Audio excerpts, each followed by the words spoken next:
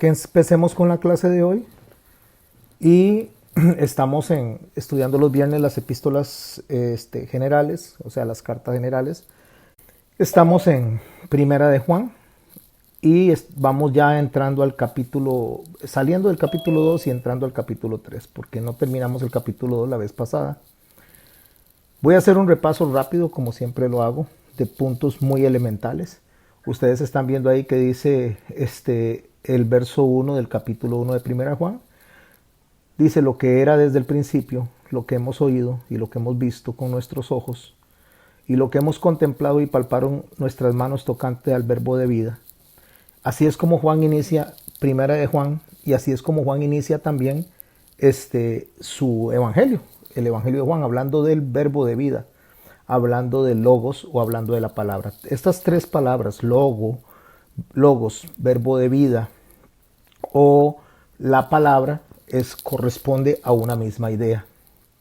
La palabra, porque por la palabra de Dios fue creado todo, absolutamente todo. Dios dijo, hágase la luz y fue la luz.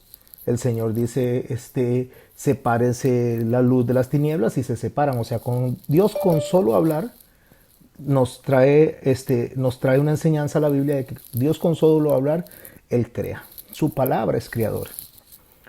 Nosotros no, nosotros hablamos y nosotros nada más lo que hacemos es enviar un sonido, o sea, una proyección sonora de una idea y la idea se toma al otro lado y la hacemos y la concebimos en nuestra mente.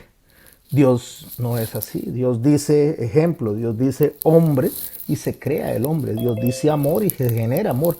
Por eso cuando Jesús iba caminando y la mujer que venía detrás de él arrastrándose para tocarle el manto, el texto dice que poder salió de él. Él no pensó en que saliera poder, él no pensó en dar una respuesta, automáticamente sale porque él en sí es poder. Él en sí es el que genera absolutamente todo. Por eso es que cada clase yo hago un pequeño repaso de este punto tan importante de lo que tiene que ver con el logos. Porque el logos es lo que existía antes de que existiera nada. O sea, lo que significa es que antes de que existiera nada o antes de que existiera todo, solo Dios existía. Él es eterno. Nosotros podemos escuchar hablar de muchas cosas que tienen que ver con la eternidad, pero realmente el único que es eterno es Dios. Nada más. No hay nada más eterno, solo Él. Todo lo demás tiene un principio. Y ese principio lo inició Él como generador. Por eso se llama el verbo hecho carne, o sea, el logos hecho carne. Porque la base de la organización para los griegos que están escuchando el mensaje, esto es de la primera clase, pero como les digo, pongo de una vez nuevamente la esencia, la sustancia para poder continuar hablando del mensaje de Juan. La base de la organización de la inteligencia del universo, o sea, la máxima razón que controla todas las cosas, o como lo dije en la primera clase, el generador, el que produce todo, es Dios. Y Juan, en Primera de Juan, en el capítulo 1, verso 1, lo mismo que en Juan, capítulo 1, verso 1, hace la misma mención. Hace la mención de que Jesús, que es el Logos, que es el Logos, el generador de todo, el creador de todo, vino y nació como hombre, se hizo hombre de la manera más primaria, digamos, que se puede hacer. O sea, en lugar de venir como Dios, vino como hombre, vino en nuestra naturaleza, semejante a nosotros, para podernos enseñar a nosotros cómo conducirnos en nuestra vida, tanto en la parte pensante como en la parte de actuación, o sea, en la parte donde nosotros tenemos que dar testimonio con lo que Él nos dejó a nosotros, que es nuestro cuerpo y nuestros miembros. Cómo funcionar nosotros de manera que le agrademos a Él. Bueno, esa base de organización, ese logos se hizo hombre y es el que Él dice, déjeme hablarles de Él. Yo lo toqué, yo hablé con Él, yo lo escuché, yo lo vi y Él viene a dar testimonio del logos. Y lo primero que dice que ese logos o ese generador de vida es luz y genera luz. Ahora sí voy a leer este verso 5 para que estemos todos ubicados y después entremos a la clase de hoy. Este es el mensaje que hemos oído de Él y os anunciamos, Dios es luz y no hay ninguna tinieblas en él, hablándose de en Dios no hay absolutamente nada negativo, no hay pecado. Las tinieblas aquí no está hablando de algo claro o oscuro, sino está hablando de lo que en su oportunidad les he enseñado, de lo que es tamé, que es algo que está sucio, que no permite que se opere en el propósito de Dios. Entonces, cuando dice que no hay tinieblas en él, dice que Dios no está tamé, o sea, Dios no está sucio, Dios siempre está capacitado por su santidad para ejercer según su voluntad y según su juicio justo, ¿verdad? Entonces dice el verso 6, si decimos que tenemos comunión con Él y andamos en tinieblas, o sea, si decimos que tenemos comunión con Dios y somos inoperantes, no podemos funcionar dentro de lo que Él quiere que nosotros hagamos dentro de nuestro propósito o su propósito en nosotros, entonces dice, estamos mintiendo y no estamos practicando la verdad. No olvidemos que la verdad, el logos y la luz y lo que es el generador, incluyendo esta parte, la verdad, la palabra se está refiriendo a Dios mismo. Y para practicar la verdad necesitamos que la verdad esté en nosotros. O sea, para nosotros hacer una práctica de lo que es la esencia, el carácter de Dios, Él debe estar en nosotros. O sea, debe reflejarse de manera externa lo que nosotros somos de manera interna. Pero si andamos en luz, dice, como Él está en luz, de la manera de que si andamos como Él está, en la limpieza, en el estado de Tahor, en el estado de santificación, dice, si andamos así y tenemos comunión unos con otros, entonces la asociación que hace Juan, y es lo que vamos a ir profundizando cada vez más, que estar en Dios, que vivir según corresponde lo que Dios quiere, que ser testimonio de Dios, que Dios esté en nosotros, lo asocia entre amar a Dios y amarnos los unos a los otros. O sea, estas dos cosas van de la mano. De ahí que el Señor nos habla a nosotros, que todos los mandamientos penden de esos dos mandamientos, amar a Dios por sobre todas las cosas y al prójimo como a nosotros mismos. Y si nosotros andamos en luz y esa luz es reflejada de Dios, pues tenemos comunión unos con los otros. Así es como sabemos que nosotros somos salvos. Y la sangre de Jesucristo, entonces su Hijo nos limpia de todo pecado. Vea que hay un condicionamiento. La sangre nos limpia de todo pecado en el tanto que nosotros reflejemos a Dios en nuestras acciones, en nuestra actuar. Y esas acciones y actuar corresponde a la relación que tengamos nosotros de amor los unos por los otros. Así llegamos al capítulo 2, donde nos muestra a Jesús como abogado, diciéndonos y recordándonos que somos pecadores, que tenemos una naturaleza pecaminosa y que no vamos a dejar de pecar. Pero nos dice él en el verso 1 del capítulo 2, esto os escribo para que no pequéis. O sea, les estoy advirtiendo para que hagan un esfuerzo para no pecar, para que hagan un esfuerzo de tratarse bien, para que hagan un esfuerzo de perdonarse los pecados, para hacer por alto la ofensa. Todo eso lo hagan. Pero si fallan por la naturaleza con la que ustedes caminan, que es su estado humano dentro de este mundo caído, abogado tenemos para con el Padre a Jesucristo el justo. O sea, Él viene e intercede por nosotros, pero no nos deja por la libre. No nos deja actuando así como nos dé la gana, nos dice esfuércense. O sea, traten de no caer, traten de no pecar. Pero no pecar, mis hermanos y mis hermanas, es lo que deseo ir montando como en una especie de Lego, de cuadritos, para que lo asociemos siempre con el amor de Dios hacia nosotros y el amor de nosotros entre nosotros. O sea, ese no pecar es el que me dice a mí que si yo me conduzco en amor hacia Dios y en amor hacia el prójimo, todos los demás pecados los voy a tener de lado, no los voy a practicar. O sea, no voy a mentir, no voy a defraudar al hermano, no voy a adulterar, no voy a decir falso testimonio, una serie de cosas que no hago en el tanto que yo ame a Dios y ame a mi prójimo. Esto va a impedir que todas aquellas faltas se desarrollen en mi vida diaria. Así que Juan hace un énfasis claro a que todos los pecados, todos, absolutamente todos los pecados que usted se pueda imaginar, se pueden suprimir, se pueden sacar adelante, o sea, se puede uno abstenerse de hacerlos y puede uno salir libre de eso en el tanto que ponga por encima el amor a Dios y el amor a la otra persona, al prójimo. Entonces nos dice que de ahí es el mandamiento. Tenemos el mandamiento, el que ama a Dios, ame también a su hermano. Alrededor de eso va toda la idea. Si nosotros nos vamos a Romanos y estudiamos la teología paulina, como lo estamos haciendo los lunes, vamos a hablar de una serie de pecados. Un montón de pecados, pero Juan lo resume como lo resumió nuestro Señor Jesucristo.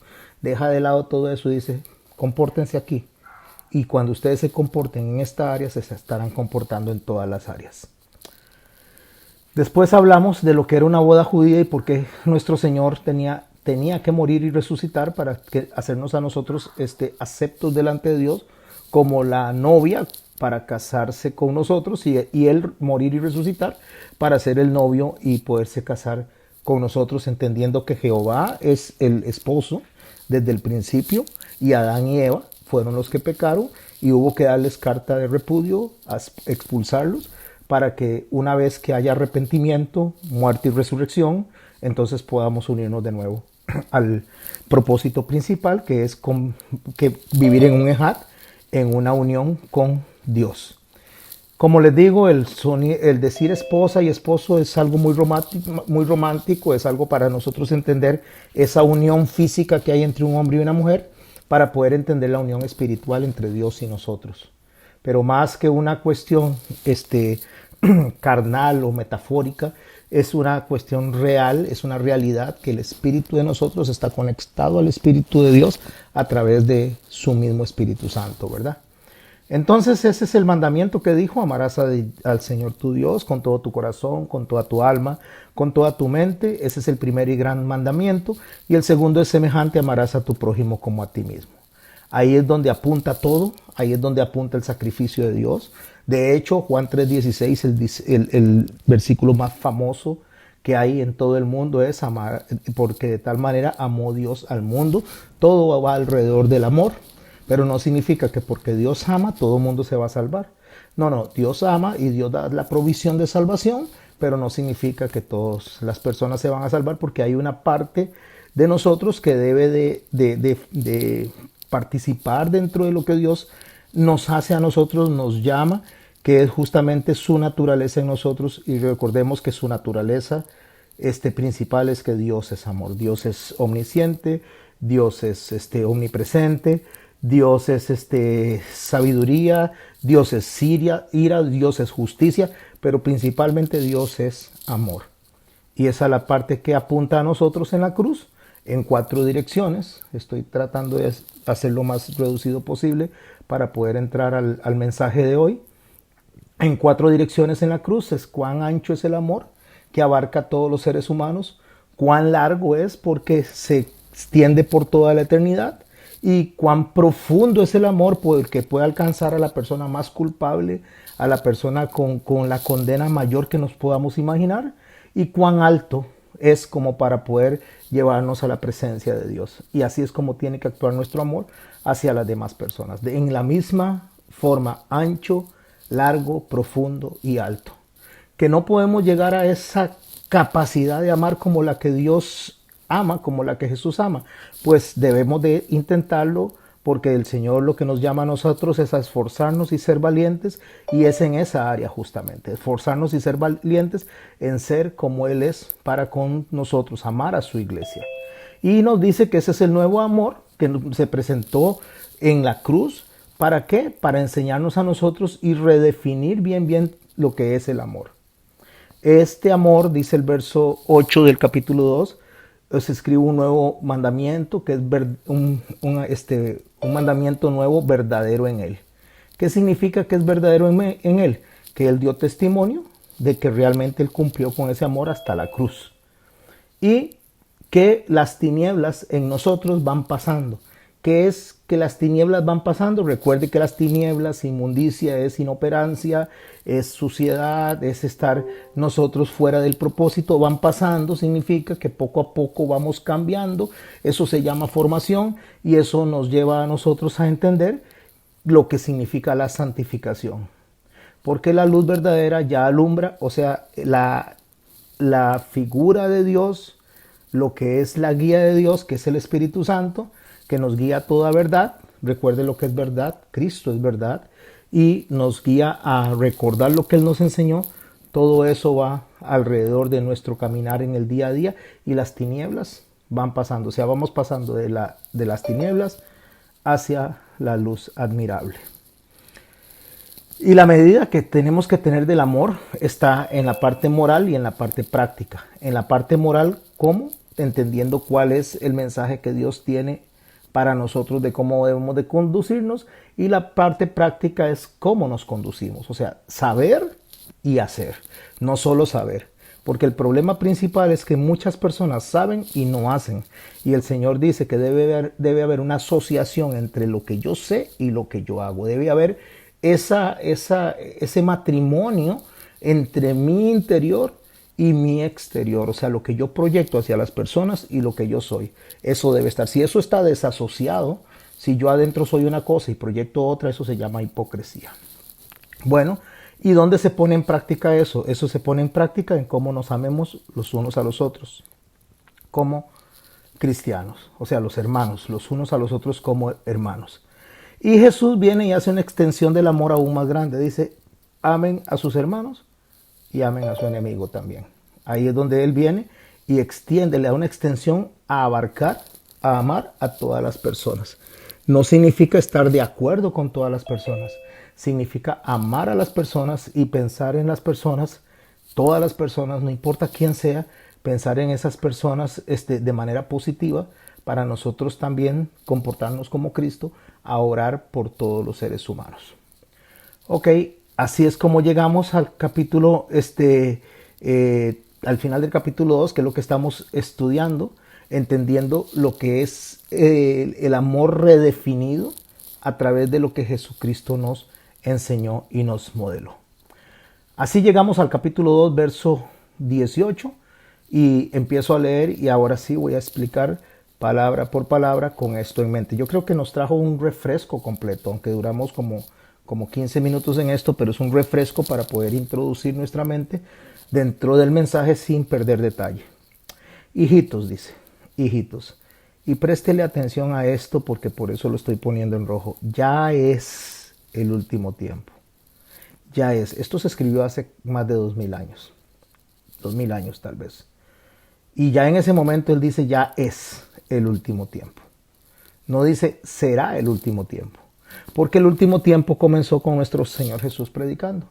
Él dijo, el reino de los cielos se ha acercado, el reino de los cielos ya está aquí.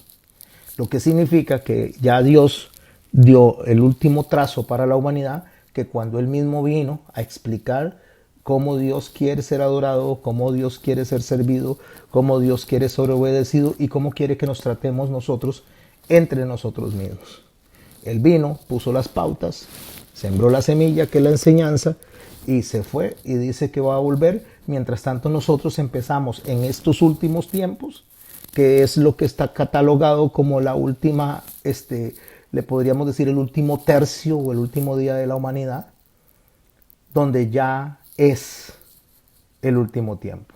Y eso ténganlo presente, mis hermanos, porque ese es el problema. La gente ve tan largo el final de la era de la humanidad que no se están dando cuenta que no es que está tan largo, que ya caminamos 2000 años en esta última fase de la humanidad. Ya es el último tiempo y según vosotros oísteis, préstele atención a esto, según vosotros oísteis en pasado que el anticristo viene, así ahora han surgido muchos anticristos. Voy a hacer una pausa y ojalá que puedan escuchar la prédica del sábado o de mañana para que puedan asociar todo esto en conjunto, puedan hacer el clic, porque me voy a desarrollar un poquito más en la prédica alrededor de esto. Cuando él dice han surgido muchos anticristos, significa que para efectos de Juan ya hay personas funcionando en ese momento como anticristos. No está hablando 2000 años más adelante, no está hablando durante la tribulación, no está hablando durante el proceso del milenio, o sea, no se está tirando hacia adelante, él está diciendo ya en este momento han surgido anticristos. Y muchos, dice, anticristos. Ahora preguntémonos, ¿por qué él dice que anticristos y muchos anticristos? Para eso yo tengo que entender y definir qué es un anticristo. Anticristo, que se compone de dos palabras, anti Crestos, o sea, contra el ungido. Lo que significa es estar en oposición, es estar opuesto a Cristo, opuesto a su pensamiento y por consiguiente opuesto a Dios, opuesto a lo que Dios hace. Cuando nosotros hablamos de anticristos, no pensemos única y exclusivamente, como les digo, les invito a escuchar la prédica de mañana, no nos concentremos solamente en pensar en Satanás como y su seguidor, al cual le van a llamar en su momento el anticristo, porque sí va a existir uno a futuro, sino que en el proceso del tiempo, desde que Jesús vino, se ha levantado gente que está contra él. Se ha levantado gente que no piensa como él, se ha levantado gente que no está de acuerdo con lo que él dice. Pero no olvidemos que esto lo está dando en un contexto de amor. Lo está dando en un contexto de dos mandamientos básicos principales, donde el generador de vida, donde el generador de todas las cosas, donde el hacedor de vida, donde el creador dice que debemos de conducirnos amándole a él por sobre todas las cosas y al prójimo.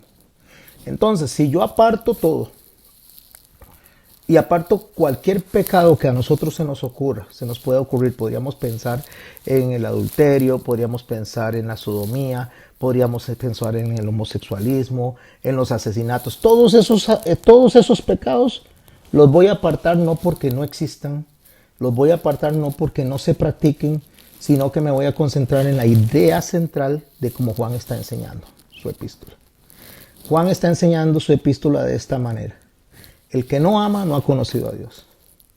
El que no ama a Dios no ha pasado de las tinieblas a la luz.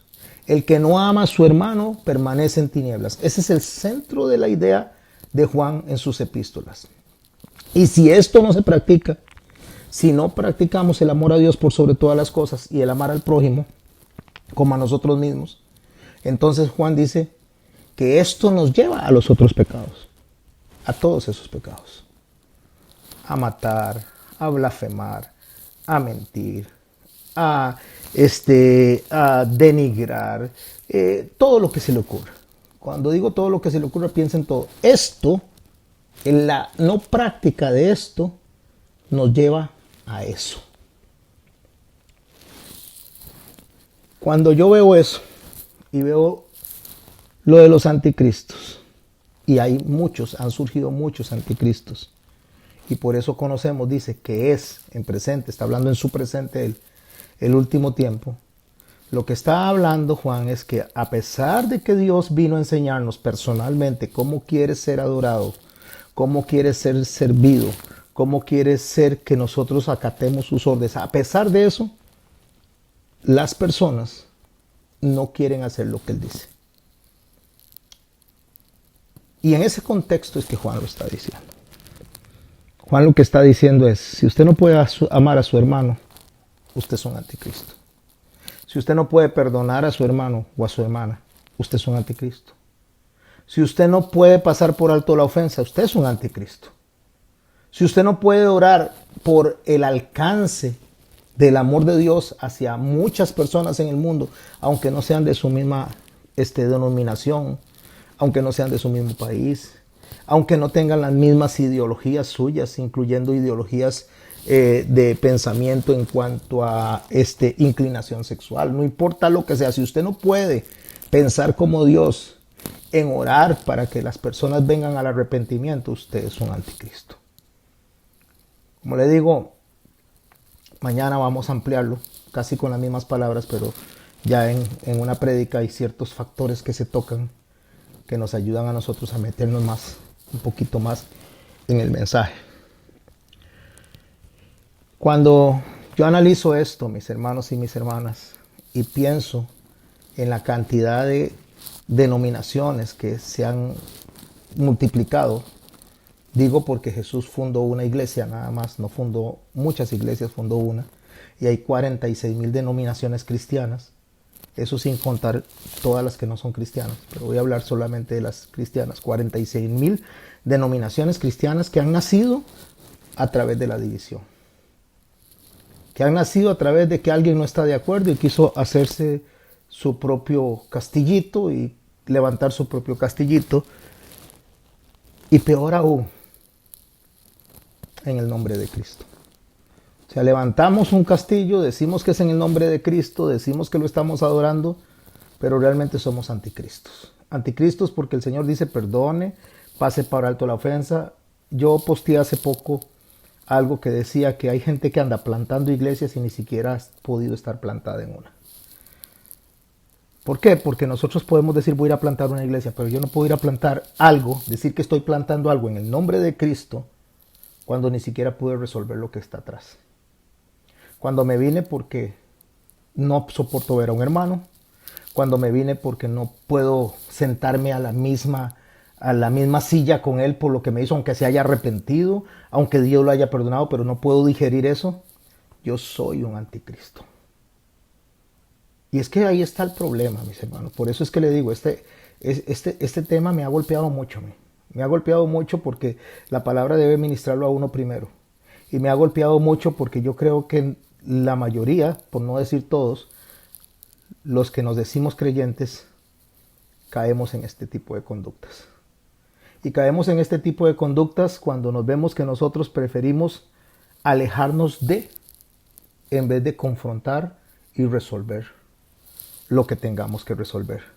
No solo hablemoslo en aspecto de iglesia, hablemoslo en aspecto de familia, aspecto de trabajo, en todos los aspectos, mis hermanos. Nosotros preferimos hacerle la cruz a las personas que tratar humanamente, como dice el Señor, mientras dependa de ustedes, estén en paz con los demás. Mientras dependa es que hagamos el propio, de ser pacificadores.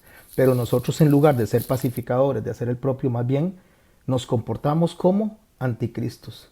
Viene alguien a contarnos que tuvo un problema con un hermano y entonces nosotros, en lugar de ser pacificadores, en lugar de decir, mire, oremos, tratemos de llevarlos a una unión, tratemos de llevarlos al cuerpo de Cristo, decimos, no, hombre, ¿para qué le aguanta nada? Yo tampoco le hubiera aguantado. Y empezamos nosotros a poner división en lugar de poner unión. Y el Señor dice, yo no vine a dividir. O sea, Él dice que nos dividimos por causa de su palabra en cuanto a la gente que no cree en Él. Pero hablando de iglesia, hablando de nosotros, Él nos llama unión. Eso es lo que Juan dice en el capítulo 17 durante la oración del Maestro, que dice que sean uno como tú y yo, Padre, somos uno. O sea, nos llama unidad, nos llama unión. Y nosotros no hacemos eso. Nosotros lo que somos unos criticones, somos unos murmuradores. Nosotros somos mentirosos, porque a veces nosotros incluso, en lugar de ser personas que seamos honestas y le digamos a la otra persona, mira, me lastimó esto, o si te ofendí, lo que hacemos es tragarnos, apartarnos y alejarnos y andamos diciendo que somos cristianos, que somos hijos de Dios. Y aquí es donde el texto dice, y por eso me estoy quedando un buen rato aquí, hijitos, ya es el último tiempo. Ya es el último tiempo, mis hermanos, estamos viviendo los últimos tiempos. Y según vosotros oísteis, según ustedes, dice, según ustedes oyeron, dice, el anticristo viene. Según ustedes oyeron, el anticristo viene. Eso es lo que todo el mundo, que el anticristo viene, que nos van a poner un sello, que nos van a esclavizar, que van a hacer esto, eso es lo que Juan está diciendo. Ustedes se están proyectando allá. Pero aquí, dice, aquí ahora han surgido muchos anticristos. En ese tiempo y siguen surgiendo y muchas veces nosotros somos parte de ese pensamiento anticristo. Y por eso sabemos, dice que es el último tiempo. Por eso. Entonces, los que se comportan o los que nos comportamos, me gustaría que nos incluyéramos en esto, como anticristos, por lo general se separan del cuerpo de Cristo, se separan o nos separamos de la iglesia, empezamos a hacer nuestro propio castillito, empezamos a hacer nuestra propia manera de pensar, decimos amar a Dios, decimos amar a Cristo, pero nos levantamos con una bandera diferente a la que traíamos allá porque no pudimos estar plantados allá y nos vamos a plantar allá a otra iglesia. Nos vamos a plantar a otro lugar.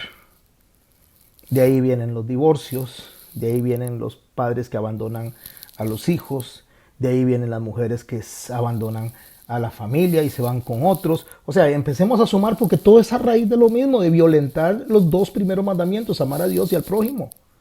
como a nosotros mismos. Todo viene alrededor de eso. Entonces nos separamos, nos divorciamos, y cuando estoy hablando de divorciamos no estoy hablando solo del matrimonio, sino de la amistad. Quebramos amistades, rompemos con relaciones y todo eso solamente por una razón. Porque somos anticristos y no lo reconocemos, le llamamos anticristo y lo proyectamos a Satanás y lo proyectamos al discípulo de Satanás que estará en su momento, pero no nos vemos a nosotros mismos. Y una vez que nos vamos, dice el texto, salieron de nosotros porque no eran de nosotros. O sea, si se separa el cuerpo de Cristo es porque no es del cuerpo de Cristo. Si se fracciona el cuerpo de Cristo es porque no es parte del cuerpo de Cristo. Yo no estoy hablando de salvación. Eso solo Dios lo define. Estoy hablando de ser útil, de ser taor, de ser una persona que pueda trabajar, un creyente que pueda trabajar dentro del propósito de Dios. Si no están con nosotros, dice, porque salieron de nosotros es porque no eran de nosotros. Porque si hubiesen sido de nosotros, quiero sumarle a esto, si hubieran sido de nosotros, hubieran perdonado, hubieran pasado por alto la ofensa, hubieran trabajado en función de la paz, de la unión del cuerpo de Cristo. Pero no están con nosotros. Porque si hubiesen sido de nosotros, hubieran practicado eso. Pero salieron de nosotros porque para manifestar que no todos son de nosotros. Nos vamos, nos separamos, nos divorciamos, quebrantamos los 2 mandamientos básicos que nos dijo el Señor, olvidémonos de todos los demás. Quebrantamos esos 2 mandamientos básicos y después andamos diciendo que somos cristianos, que pertenecemos al cuerpo de Cristo, que somos hijos de Dios, que lo amamos a Él por sobre todas las cosas. Lo amamos por sobre todas las cosas, pero no podemos ni siquiera obedecerlo cuando nos dice perdonen. Y nos vamos con esa amargura en el corazón, nos vamos con con esa rabia que nos ocasionó que nos hubieran traicionado, porque probablemente nos traicionaron con toda razón. Cuando digo toda razón, no es que esté bien que nos traicionen, me refiero que nos traicionaron que tal vez porque hicimos algo que fue impropio. No digo que está bien que se hayan ido, digo que tal vez sí está justificado la acción de separarse, pero no es justa la acción de separarse porque el Señor dice, no hagan eso, perdónense. Podría ser que nosotros en nuestros argumentos digamos, sí, es que me hicieron esto. Para mi efecto, para mi corazón, estoy justificado humanamente, pero el Señor dice, si la justicia de ustedes no fuera más que la de los fariseos, no podrían entrar en el reino de los cielos. Porque la justicia de los fariseos equivalía a satisfacerse humanamente. La justicia que Dios nos pide a nosotros no equivale a algo humano, trasciende la humanidad, trasciende este mundo, es algo de los cielos. Es algo que vino directamente del cielo a venir a modelarnos a nosotros como queremos, como quiere Dios que seamos. Al grado que Él, aún estando en la cruz en su día más difícil, Él dijo, perdónelos porque no saben lo que hacen. Aún cuando Él vino y sabía perfectamente que un hombre lo iba a traicionar, caminó con Él más de 3 años y nunca lo trató diferente, no lo trató mal, no le habló mal y sabía que Él lo iba a traicionar. Pero siempre le dio amor. Para enseñarnos a nosotros que el amor que Él trae es ancho, es alto, es profundo y es largo. O sea que trasciende este mundo. Pero quien no puede practicar el amor como Él lo dice que lo practique, y se va, y quiero sumar esto, y se va, y abandona el barco, y abandona a las personas, y abandona su familia, su matrimonio, su trabajo, abandona todo porque hay resentimiento en el corazón, estos no son de nosotros, dice Él. Y se fueron porque no son de nosotros. Y todo aquel que niega al Hijo, tampoco tiene al Padre. Pero ¿de qué está hablando? Negar al Hijo es cuando yo no soy capaz de amar, de perdonar. Cuando no soy capaz de hacer unidad, cuando no soy pacificador, eso es negar al Hijo. Negar al Hijo no es solo decir, yo no creo en Jesucristo. Yo puedo decir que yo creo en Cristo y lo niego con mis actos. Por eso no puede haber separación entre lo que soy y lo que hago. Negar al Hijo tiene que ver con confesarlo de manera positiva o de manera negativa. O sea, si yo lo confieso de manera negativa, yo lo estoy negando. Y si lo confieso de manera positiva, entonces sí yo lo estoy representando correctamente. Cuando él dice el que confiesa al Hijo tiene también al Padre, no está hablando solamente de salir y abrir la boca y decir yo confieso que Jesucristo es el Señor. No, no. Eso es muy fácil. Es más, los demonios lo dijeron. Los demonios reconocen que Él es el Hijo de Dios. Y le dice, viniste antes de tiempo para atormentarnos. Los demonios saben quién es Él. Y los mismos demonios dicen quién es Él, Jesús, Hijo del Altísimo. Ellos lo reconocen. Ellos lo saben. Ellos saben a qué vino y sabe que vino a mandarlos a prisiones eternas de oscuridad. Ellos lo saben. Y lo saben también que tiemblan frente a Él. Porque los demonios creen en eso y tiemblan. Pero nosotros no temblamos. Ni nos inmutamos cuando fraccionamos el cuerpo de Cristo. Confesar al Hijo delante del Padre es hacer lo que el Hijo quiere. Es representarlo a Él correctamente. Y como les digo, esta prácticamente es la prédica de mañana, prácticamente. Con la diferencia que mañana hay ciertos matices que le dan un poquito de sustancia. Pero al final de cuentas, cuando hablemos del anticristo, cuando hablemos realmente de quién es el anticristo, nosotros deberíamos dejar de estarnos proyectando en Satanás y vernos a nosotros mismos.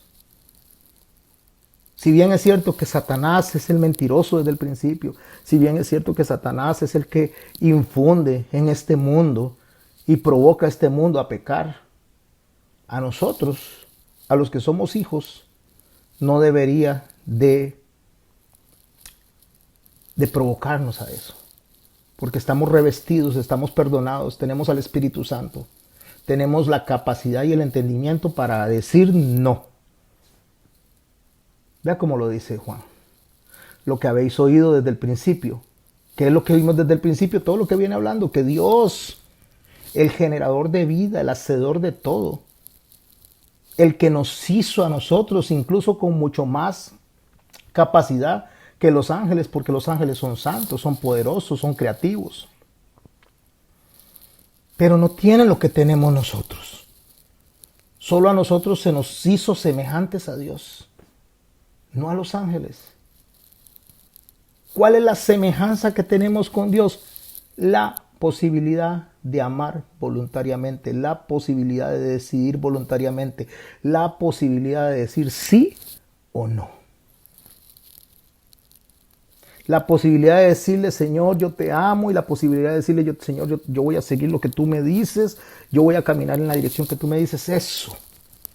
Eso, mis hermanos y mis hermanas, no lo tienen los ángeles. Los ángeles no tienen provisión de salvación. Los ángeles fueron expulsados y van al fuego eterno. Nosotros tenemos la posibilidad de decirle, sí, Señor, yo voy a hacer lo que tú dices. Yo voy a obedecerte.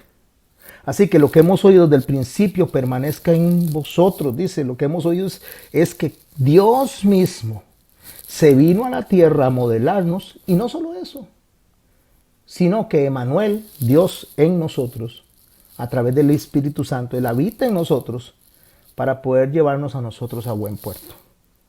Si lo que habéis oído desde el principio permanece en vosotros, o sea, ¿qué es lo que oyeron? Permanece en nosotros que Dios es amor, que amó al mundo para venir y entregar a su Hijo unigénito, para que todo aquel que cree en eso, no solo en Jesús, sino en esta obra, a todo el que cree en esto y lo practica y lo sigue y lo imita, entonces nosotros podemos permanecer en el Hijo y en el Padre. Esta es la promesa que nos hizo y eso nos trae vida eterna. Os escribo esto, dice, sobre todo los que os engañan. ¿Sabe por qué, mi hermano y mi hermana? Porque hay mucha gente que con aspectos humanos, con ideas humanas, le dicen, no, hombre, usted tiene razón, usted tiene toda la razón, usted debería actuar así, usted debe actuar así, porque esa persona le hizo daño. Y el Señor dice que eso no es así, eso no es lo que el Señor dice. El Señor dice, no dice que usted se deje atropellar, no dice eso. Usted puede decirle a las personas, por aquí no pasas, eso no está bien, me estás lastimando, me estás ofendiendo, eso lo puede decir, porque el Señor dice, ¿por qué me pegan? ¿Por qué me abofetean? No predicaba yo libremente. No, usted puede decir, pero no guardar resentimiento. No guardar resentimiento al grado de tener que separarse, de tener que dejar el cuerpo de Cristo. Pero habrán personas que engañan, que dicen, sí, tranquilo, eso cualquiera lo hace, todo el mundo pasa por eso. La verdad es que todo el mundo pasa por eso. Yo conversaba con mi esposa un día de estos, que hay no olviden cerrar el micrófono cuando entren. Yo le decía a mi esposa que hay una forma de hablar de la mayoría de las personas, no voy a decir que todas, pero es de casi todas. Las mujeres, por ejemplo, dicen, todos los hombres son iguales. Todos los hombres son iguales. Todos los hombres son iguales, todos los hombres son traidores, todos los hombres son mentirosos. Pues sí, casi todos. Casi todos son mentirosos. De hecho, Jesús, la palabra de Dios dice, Dios es veraz y todo hombre mentiroso. Entonces, casi todos. Pero nosotros al decir todos los hombres son iguales, o las mujeres al decir todos están siendo injustas. Porque no todos los hombres son iguales, todos tenemos defectos, pero no todos son iguales. Hay hombres que permanecen fieles. Hay hombres que son genuinos con su familia, con sus esposas. Hay hombres que son genuinos delante de Dios y que se esfuerzan de verdad y son valientes. Pero si aún así decimos que todos son iguales, sigue siendo una mentira. Sigue siendo una gran falacia, porque un hombre, uno, no es igual a todos los hombres. Estoy hablando de Jesús, Dios que se hizo hombre. Y ese no era igual. Ese era único, diferente, santo y perfecto. Entonces, cuando se dice todos los hombres son iguales, estamos involucrando a Él. Porque Él se hizo hombre. Entonces deberíamos de ser más cuidadosos, o por lo menos a las mujeres ser más cuidadosas a la hora que abrimos la boca. Todas las mujeres son iguales. Todas las mujeres se comportan de la misma manera. Eso tampoco es cierto. Hay mujeres atentas, hay mujeres esforzadas. Hay mujeres, no olviden cerrar el micrófono, por favor. Hay mujeres que son buenas mujeres. Yo no voy a decir que todas se comportan bien y que todas se comportan mal. Es que los absolutos deberían de salir de nuestra boca. Usted siempre me habla así. Eso no es cierto. No siempre hablamos de la misma manera. Usted siempre es igual. Eso tampoco es cierto. Eso es un absoluto. Usted nunca me habla bien. Eso tampoco es cierto. Los absolutos, mi hermano, solo le pertenecen a Dios. Dios es el único que es inmutable, el que siempre es igual. Pero nosotros le atribuimos absolutos a la persona cuando estamos con el hígado en la mano. Para sacarnos el clavo, nuestra justicia. Entonces no permanecemos en Él, porque permanecer en Él no es que usted agarre una goma loca y se pegue a Cristo y esté pegado con goma loca. Permanecer en Él es pensar como Él. Permanecer en Él es actuar como Él. Permanecer en Él es resolver como Él.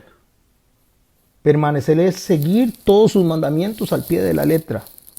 Y para que no nos compliquemos, nos redujo a 2. Ame a Dios por sobre todas las cosas. Y al prójimo como a usted mismo. Permanecer en Él es también ser testimonio de Él. Hay cosas que he estado pensando y que me pasan por la mente una y otra vez. ¿Cuántas veces nosotros, y yo no voy a decir usted y yo, pero estoy hablando como iglesia, cuántas veces nosotros como iglesia decimos que somos honestos y que somos delante de Dios equilibrados, que somos perdón, que somos íntegros. Y más de uno maquilla los papeles para no pagar impuestos cuando tiene que pagarlos. ¿Por qué? Porque no se es tan íntegro. Porque cuando hay que sacar plata ya no quiere sacar la plata para pagarla. Entonces hay que maquillar, hay que ver cómo presentamos, cómo disimulamos algunas cosas. Y se dice mucha gente creyente. Hay muchas personas que andan predicando y enseñándole a los demás cómo resolver sus vidas, pero no han resuelto las suyas.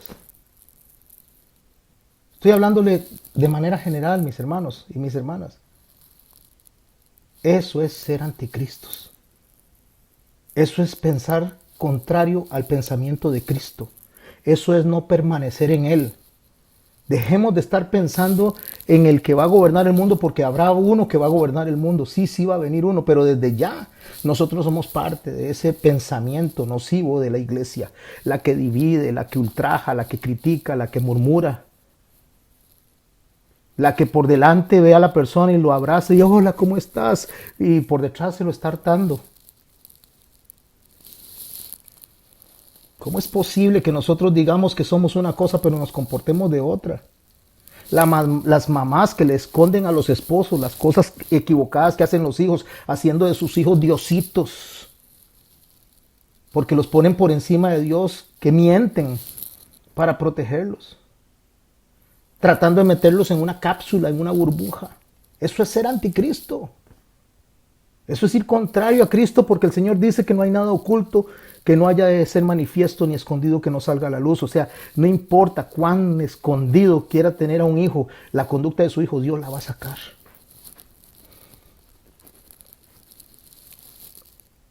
Los hombres que tal vez llegan a la casa y que tal vez han venido de coquetear con una o con la otra y llegan a decirle a la mujer cuánto te amo. Vean, mis hermanos, no digan, es que usted, pastor, que se está creyendo un santazo. Yo no estoy hablando del creyente, de la persona que se mueve aquí en esta tierra diciendo soy hijo de Dios, soy creyente. Y se siente bien, se siente halagado tal vez porque tal vez alguna muchacha en el trabajo o alguna muchacha en algún lado le dijo algo y se siente muy guapo, aunque sea el más feo del mundo. Y camina todo hinchado. Porque siente eso que está en su adentro, ese ego, ese egocentrismo, eso que dispara el halago. Y después llega a decirle a la esposa cuánto la ama y que solo en ella piensa cuando eso es mentira. Eso es ser anticristo. Eso es ir en contra del pensamiento de Cristo, porque el Señor dice que Él quiere venir por una iglesia sin mancha ni arruga, o sea, gente que se conduzca correctamente. Por eso Juan dice, escribo estos para que no pequen. Pero si pecan, oh, gracias a Dios por ese versículo. Pero si pecan, abogado, tenemos a Jesucristo el justo para con Dios. Porque ya Él anticipa que vamos a pecar. Ya Él anticipa que somos boquiflojos, que actuamos mal. Que cuando nos pitan en la carretera, nosotros se nos hierve la sangre. Sentimos que queremos agarrar al otro del cuello. No decimos nada y la gente podría decir, wow, qué control y qué dominio el de este. De verdad es que es un hijo de Dios, pero adentro estamos sirviendo. Adentro sentimos el taco pegado en la garganta, pero como nos están viendo, y ojalá sea que nos está viendo un hermanito de la iglesia, entonces me aguanto, me trago. Pero si no hubiera nadie, seguramente que nos los vamos encima. Porque lo que nos detiene a nosotros es el no pasar por una vergüenza. El que nos detiene a nosotros es una multa. Lo que nos detiene a nosotros es no ir a la cárcel. Pero si se quitaran los castigos, si pudiéramos hacer lo que nos dé la gana, a ver cómo actuaríamos de verdad. O no se dice, la mayoría de la gente nosotros, no hombre, yo no le aguanto ni medio. ¿Y quién dice que eso es lo que dice la palabra de Dios? Yo no le aguanto ni medio. No significa que usted no se vaya a dejar, o se vaya a dejar avasallar, no significa eso. pero significa que tenemos que permanecer en Él. Y permanecer en Él, ¿sabe qué es? Que cuando le maldecían, bendecía. Que salían palabras de construcción, de edificación de su boca. Ahora, hijitos, dice, permaneced en Él para que cuando se manifieste ¿qué? Cuando se manifieste Él en nosotros. Cuando podamos nosotros comportarnos como Él. Tengamos confianza para que en su venida no nos alejemos de Él avergonzados. Para que cuando llegue Dios no nos diga, ¿y usted qué decía que es? ¿Y usted no era que decía que era hijo mío? Y todos esos pensamientos y esas cosas que arrastraba en el corazón. En aquel día, dice el Señor, me dirán algunos, en tu nombre profetizamos. A eso se refiere. En aquel día me dirán algunos, dice el Señor, en tu nombre hicimos milagros, sanamos personas, hablamos en lenguas. Pero mi hermano, mi hermana, por favor, de verdad que tomen esto como una introducción a la prédica de mañana. Solo que hoy estoy como más rabioso. Bueno, no sé mañana. Pero lo que quiero decir, mi hermano, que es muy fácil decir que somos cristianos. ¿Y sabe qué dice la palabra de Dios? Cuando nosotros le hablamos ásperamente a nuestra esposa, nosotros estamos infringiendo el primer mandamiento, este mandamiento de amar a Dios y al prójimo, hablándole ásperamente a la esposa.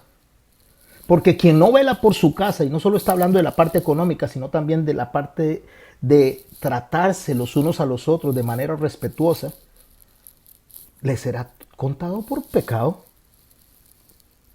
Será como un publicano. O sea, en otras palabras, está en un estado de suciedad, está en un estado de tamén, está en un estado de inoperancia delante de lo que es el reino de los cielos.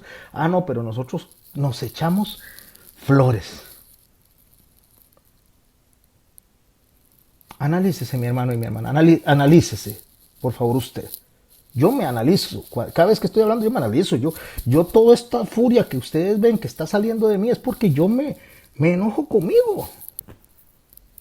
Me enojo conmigo mismo porque yo digo, ay Señor, vea, yo ayer estaba tan triste y he estado durante el día tan triste escribiendo esto y por lo que voy a predicar mañana he estado tan triste, de verdad que sí. De ver que realmente nosotros somos tan feos, tan egocéntricos, tan ególatras. Y todavía tenemos la desfachatez de abrir la boca en grande y decir, ay, yo soy como Cristo, yo quiero ser como tú, Señor. Pero si pecan, dice Juan, abogado tenemos con Dios, a Jesucristo el justo. Gracias a Dios por eso. ¿Sabe qué decía Pablo? Miserable de mí, que lo que quiero hacer no es lo que hago, miserable de mí. ¿Quién me librará de este cuerpo de muerte? ¿Y sabe cómo cierra?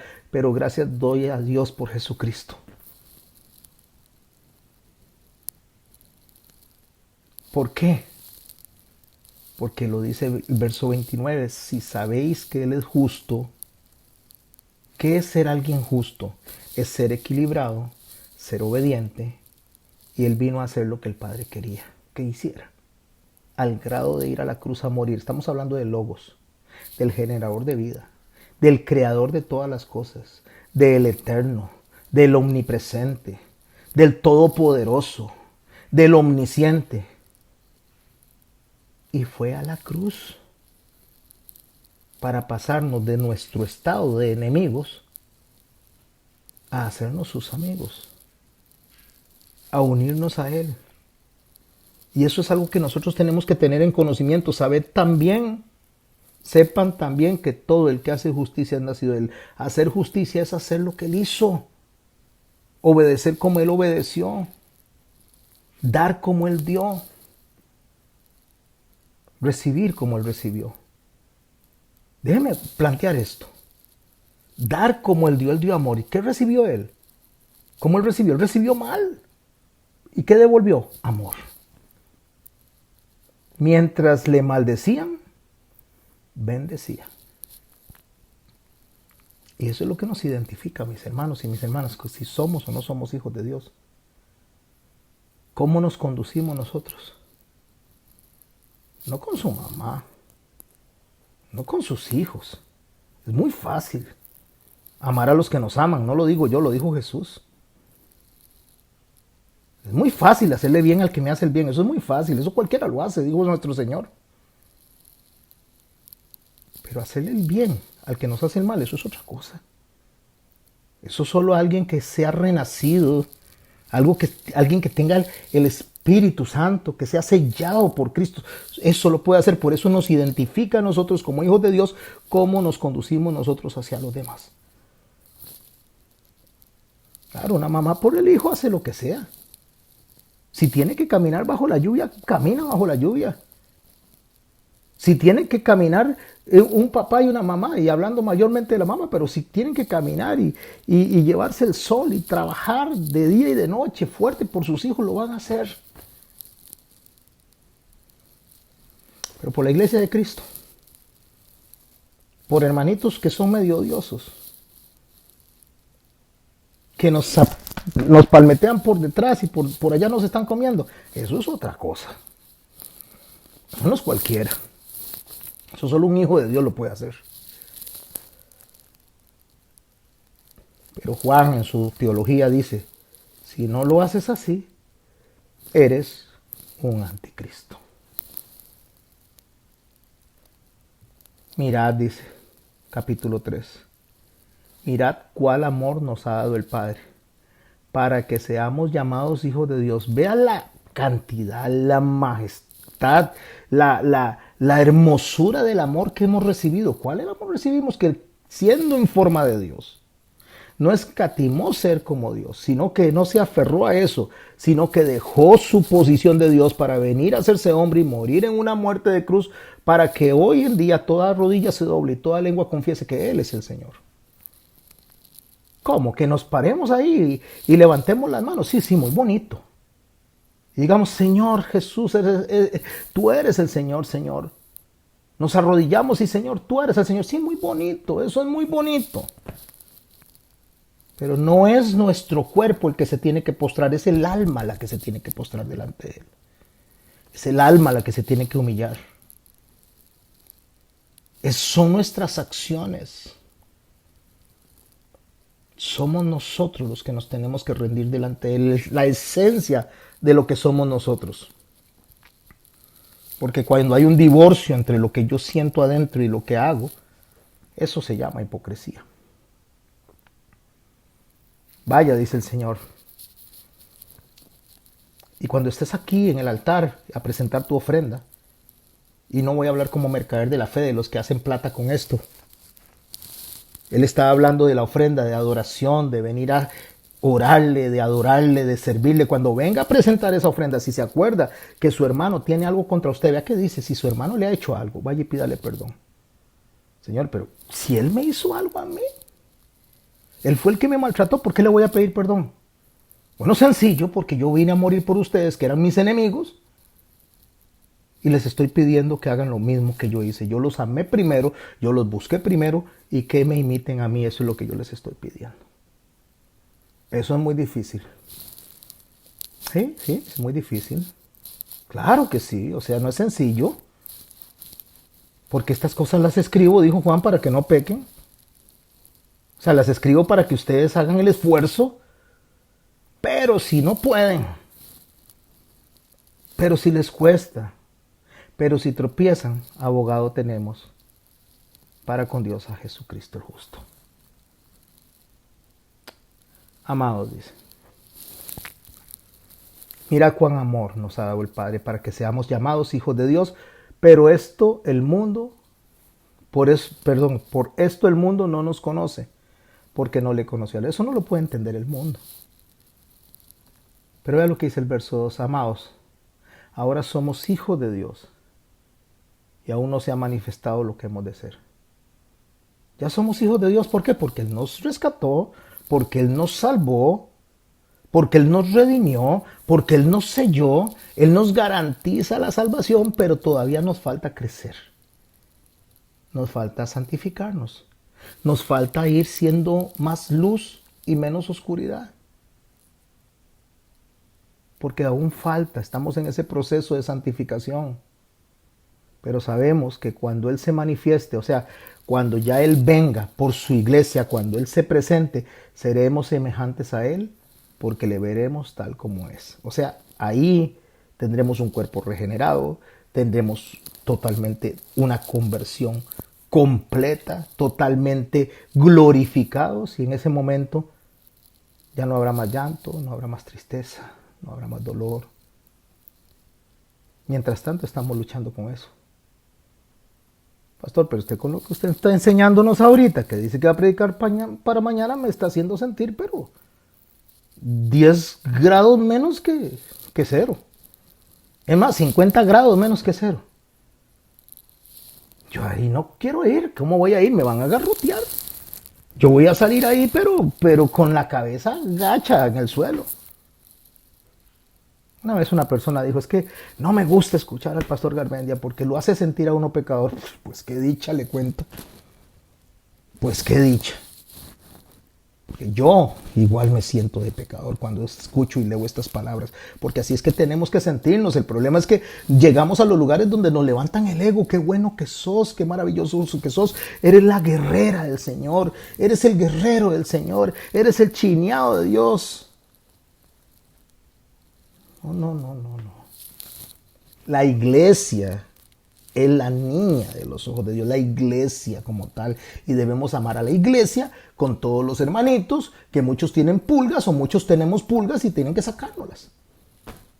Tenemos que sacarlas. Así hay que amar a la iglesia. ¿Cómo es?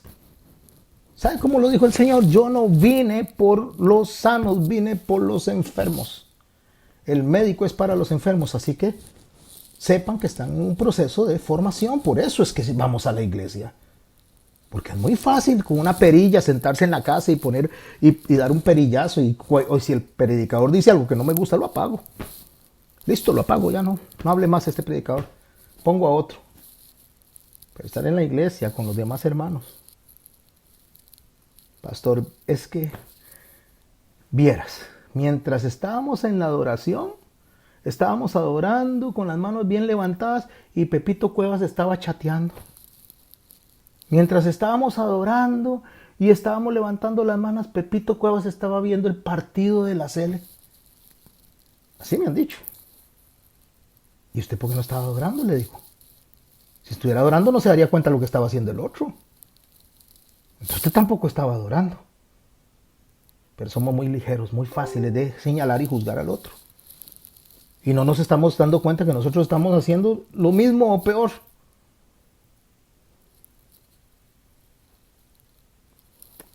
Todo aquel que tiene esta esperanza en Él, ¿cuál es la esperanza en Él? De poder pelear esta batalla, mis hermanos. De poder sacar adelante esta tarea. De poder llegar al final, de poder concretar nuestra carrera. No es cómo se comienza, sino cómo se termina, dijo Pablo. Todo aquel que tiene esta esperanza en Él se purifica a sí mismo. ¿Por qué? Porque podemos decir, no, estoy mal. Estoy mal, Señor, perdón. Y así como Él es puro, dice, todo aquel que comete pecado infringe la ley, pues el pecado es infracción a la ley, hablando de la ley del amor. Y sabéis que Él apareció para quitar nuestros pecados y no hay pecado en Él. Me encanta lo que viene en el verso 6. Todo aquel que permanece en Él no peca. ¿Cómo? Y pastor, después de todo lo que me dijo, ahora voy a creerle yo a usted eso. No, hombre, si somos requete pecadores. ¿Por qué no peca? No porque no tenga práctica de pecado, sino porque todo aquel que peca no le ha visto ni le ha conocido. Le voy a explicar esto, que es lo que está diciendo el Señor ahí. Cuando usted y yo pecamos, ofendemos al hermano, maltratamos al hermano o el hermano me ofende a mí, estamos pecando. Pero si yo me voy sin resolver, soy un anticristo. Pero si yo me quedo y resuelvo, entonces yo le conozco. Entonces yo sí le he visto. entonces sí, Cristo mora en mí, porque yo quito mi orgullo, mi vanidad, mi egocentrismo y pongo en primer lugar a Cristo y su deseo de unidad. Hijitos míos, nadie los engañe. El que hace justicia es justo, como Él es justo. El que practica el pecado es del diablo. Bueno, si ustedes se comportan contrario a la mente de Cristo, son anticristos y son del diablo. Son contrarios a Cristo y son del diablo. Porque el diablo peca desde el principio. Pero para esto apareció el Hijo de Dios, para deshacer las obras del diablo. Para que nosotros podamos conducirnos de la manera correcta delante de Dios. Porque todo el que es nacido de Dios no practica el pecado. Practicar el pecado no es que no peca, es que no lo haga a sabiendas de que lo que está haciendo infringe la ley de Dios. Porque la simiente de Dios permanece en él, o sea, el Hijo de Dios, el Espíritu Santo está en uno. Y no puede pecar porque es nacido de Dios. No puede pecar significa que una vez que hacemos lo incorrecto, el Espíritu nos molesta, nos inquieta, nos incomoda, no nos deja tranquilos. Y si usted hoy se está sintiendo incómodo, si usted hoy se está sintiendo incómodo, si usted siente como que le están apretando el hígado adentro, como que usted siente esa efervescencia que se le viene hasta la garganta y que usted dice, ¿en qué momento me metí a esta clase? Mejor no me hubiera metido, pero si me salgo, todo el mundo seguramente me va a decir, mira si usted se está sintiendo así es porque el Espíritu Santo mora en usted. Y le está redarguyendo, le está diciendo, tenemos que cambiar esa conducta. Por eso me da furia. Porque no es furia con ustedes, es furia con José Garmendia. Predicador, ministro, misionero. Y que todo lo que he dicho le aplica a José Garmendia, me aplica a mí. Y eso me enfurece. Me enfurece porque no es algo que no sepa, es algo que uno sabe. Y tras de que lo sabe, no lo hace como corresponde. En esto se manifiestan los hijos de Dios. ¿Es usted hijo de Dios? ¿Es usted hija de Dios? No le voy a decir que levante la mano porque así no se manifiesta el Hijo de Dios. Que yo me pare al frente y le diga, ¿quiénes son creyentes? Y levante la mano, así no se manifiesta. En esto se manifiestan los hijos de Dios y los hijos del diablo. Todo el que no hace justicia y el que no ama a su hermano no es de Dios. En eso se manifiesta. No levantando la mano, no diciendo yo soy cristiano, no diciendo yo soy creyente, no tomando de la cena cuando se practica la cena. No diciendo que yo oro, no diciendo que yo ayuno, no diciendo que... No. El que no ama a su hermano no es nacido de Dios. Porque este es el mensaje que habéis oído desde el principio, que nos amemos unos a otros. Y por si acaso no queda claro, se los voy a aclarar, dice Juan. Porque les voy a decir qué es el problema de ustedes.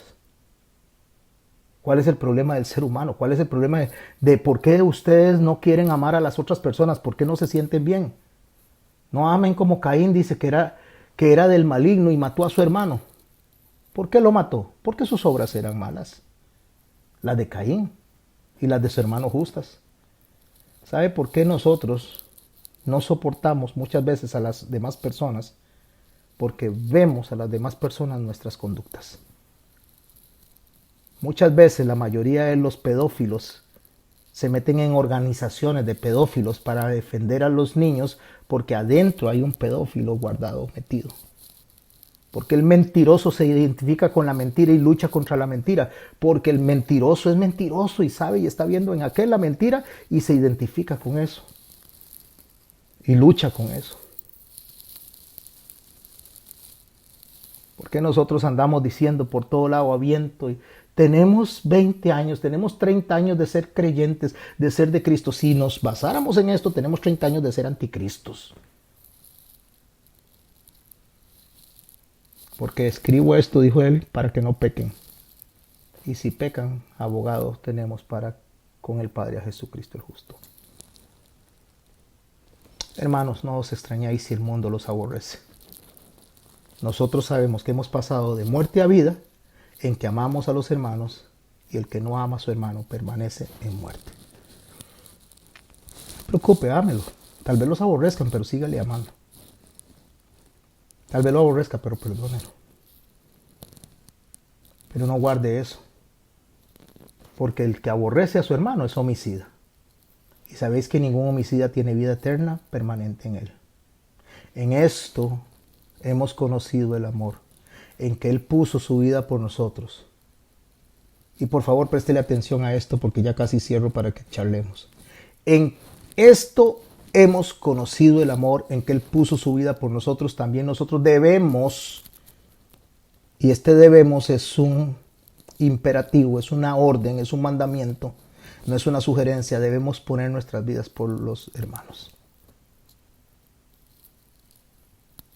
Voy a dejarlo en el verso 16 para que terminemos la otra semana.